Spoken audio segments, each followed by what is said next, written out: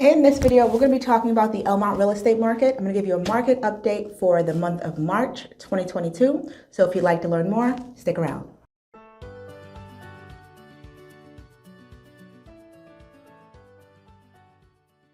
So in this market update video, we're going to dig into the numbers. I really think that understanding the numbers is crucial to understanding any real estate market. So we're going to be talking about some key metrics, and I'm going to help you understand what this means for the Elmont real estate market.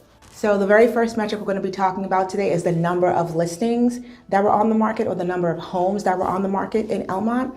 In last year in March, we saw that there were 151 homes put on the market, and this actually declined 55% to around 68 homes that were put on the market in March of this year. Now, this decline has been consistent with the first 3 months of this year. We can see now that the pattern has persisted throughout the first quarter.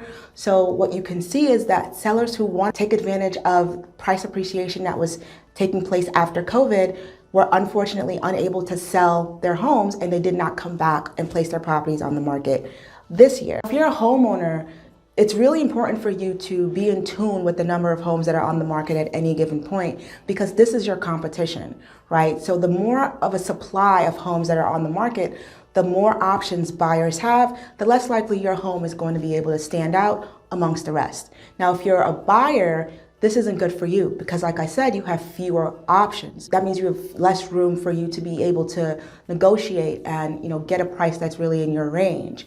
So overall, we are continuing to see a decline in the number of homes that are placed on the market in Elmont year over year. Next, we're going to talk about the closed price to list price ratio. Now, this ratio allows us to get a better understanding of how much value is a seller able to get out of the list price that they use for their property, right? So if a seller decides to place their property on the market for $600,000, are they able to get that full $600,000 from a would-be buyer who wants to purchase their property? So last year, we saw that this percentage was 99.2%, so relatively close to 100. However, this year, this March, we saw that this percentage, the closed price to list price ratio, was actually 100%.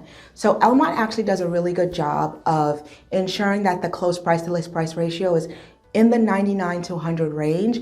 This is really reflective of realtors and homeowners having a solid grasp of what their homes are worth and not placing their properties on the market for way more than the property is worth, because if that were the case, then this close price to list price ratio would be that much lower. All right, the next metric we're going to talk about is the median sales price.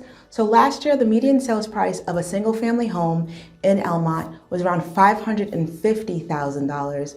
This year, we saw an increase of 12% until the median sales price is now $618,000. This pattern is consistent with what we've seen in the first 3 months of the year. So we've seen an increase, a year-over-year increase, for that matter, of anywhere between $70,000 to $90,000 in additional equity that homeowners in Elmont are able to just realize over this past year, which is incredibly exciting if you're a homeowner in Elmont. Next, we're going to talk about the number of homes that sold in Elmont, and we actually see that this is static year over year. So last year, 21 homes sold in March in Elmont. This year, that number remained flat, and 21 homes again sold in Elmont in March. So this has been consistent with what the patterns that we saw in the last market update video for the month of February, where we talked about how, despite the fact that there's a lower amount of homes on the market, buyer demand remains relatively consistent, month over month, year over year.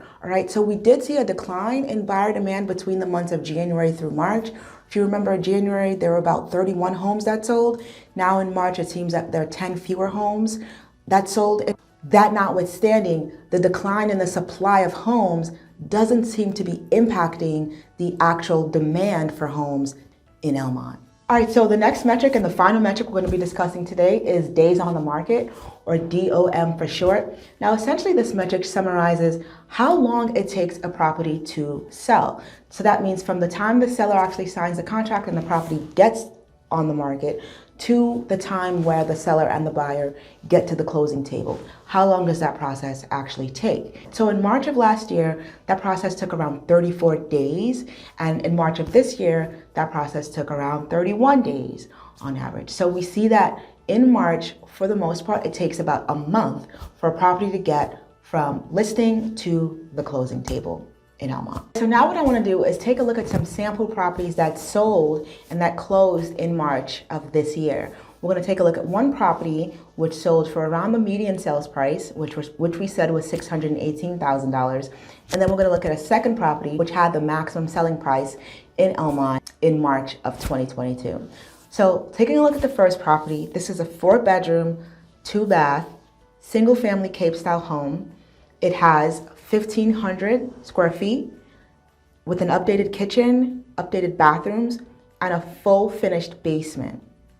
You see that it has a backyard, it comes with a garage and a driveway. And this property closed at around the median sales price of $618,000 in March of this year. So next, let's take a look at the property which had the highest selling price in Elmont in March of this year. Now this property is a 4-bedroom, 4-bath, single-family, completely renovated stucco style home. It has an open concept living area, brand new cabinetry, quartz countertops, stainless steel appliances, as well as a 2-car garage and a full finished basement. That sums up for this market update video. If you enjoyed the video, if you learned something new, consider subscribing, and I'll see you in the next one.